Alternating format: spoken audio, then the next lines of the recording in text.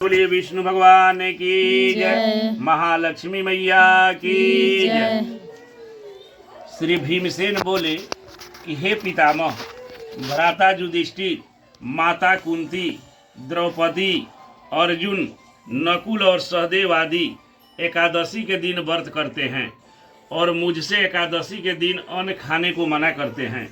मैं उनसे कहता हूँ कि हे भाई, मैं भक्ति पूर्वक भगवान की पूजा कर सकता हूँ और दान दे सकता हूँ, परंतु मैं एकादशी के दिन भूखा नहीं रह सकता हूँ। इस पर व्यास जी बोले कि हे भीमसेन, यदि तुम नरक को बुरा और स्वर्ग को अच्छा समझते हो तो प्रत्येक मास की दोनों एकादशियों को अन्न न खाया करो। इस पर भीमसेन बोले कि हे पितामह, आपसे मैं पहले ही कह चुका हूँ कि मैं एक दिन एक समय भी बिना भोजन किए नहीं रह सकता। फिर मेरे लिए पूरे दिन का उपवास करना तो बहुत कठिन है। मेरे पेट में अग्नि का वास है जो अधिक अन्न खाने पर शांत होती है, और मैं प्रयत्न करूं तो एक व्रत कर सकता हूं। अतः आप मुझे कोई एक ऐसा व्रत बतलाइए जो कि मुझे सब एकादशियों का फल मिल जाए, जिससे मुझे स्वर्ग की प्राप्ति हो जाए। इस पर व्यास जी बोले कि हे भीमसेन, बड़े बड़े ऋषि और महर्षियों ने बहुत से शास्त्र आदि बनाए हैं। यदि कलयुग में मनुष्य उनका आचरण करे तो अवश्य मुक्ति को प्राप्त होता है। उनमें धन बहुत खर्च होता है। उनसे जो पुराणों का सार है उसे कहता हूँ, मनुष्य को दोनों पक्षों की एकादशियों का व्रत करना चाहिए, इससे उन्हें स्वर्ग की प्राप्ति होती है।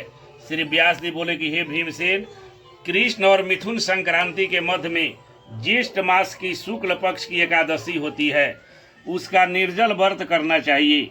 इस एकादशी के व्रत में स्नान और आचमन में जल वर्जित नहीं है, लेकिन आचमन में थोड़ा ही जल लेना चाहिए, इससे शरीर की शुद्धि हो जाती है।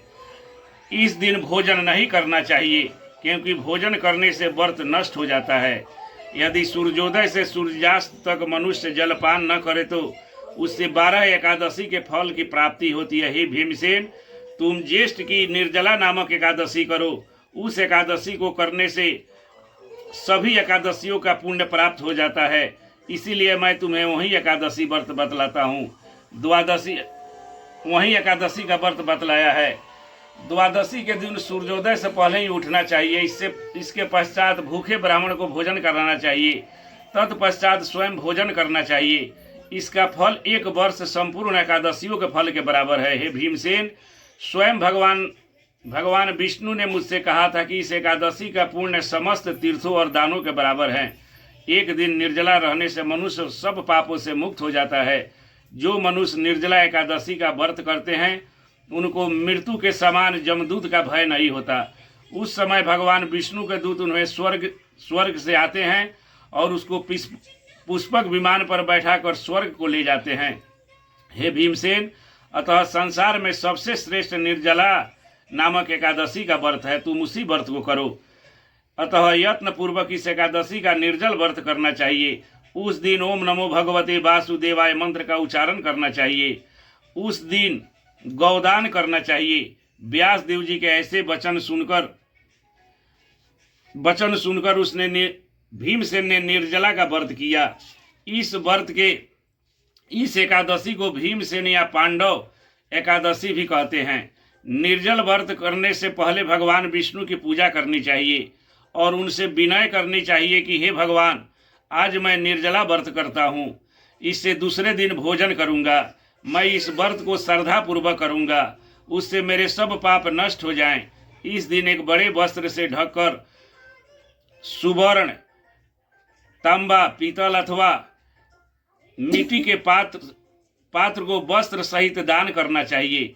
जो मनुष्य इस व्रत का प्रहर में स्नान तप आदि करते हैं उनको करोड़ फल स्वर्ण दान का फल मिलता है। जो मनुष्य इस दिन यज्ञ होम आदि करते हैं उसका फल वर्णन भी नहीं हो सकता।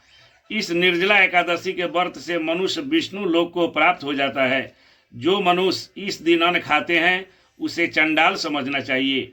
वे अंत नरक में जाते हैं। ब्रह्म हत्यारे, मद्यपान करने वाले, चोरी करने वाले, गुरु से द्वेष करने वाले असत्य बोलने वाले इस निर्जला एकादशी को व्रत करने से उनके सब पाप मुक्त हो जाते हैं और वह स्वर्ग को जाते हैं। हे कुंती, जो पुरुष या स्त्री इस व्रत को श्रद्धा पूर्वक करते हैं उनके निम्नलिखित कर्तव्य है। उन्हें सर्वप्रथम विष्णु भगवान की पूजा करनी चाहिए, तत्पश्चात गौदान करना चाहिए। उस दिन ब्राह्मण को दक्षिणा, मिष्ठान आदि देना चाहिए। निर्जला के दिन अन्न, वस्त्र, छत्र, उपना आदि का दान करना चाहिए। जो मनुष्य इस कथा को प्रेम पूर्वक सुनते व पढ़ते हैं उनको स्वर्ग की प्राप्ति होती है। एक बार बोलिए विष्णु भगवान की जय, महालक्ष्मी मैया की जय। चढ़ा दी लोग कलश लगे।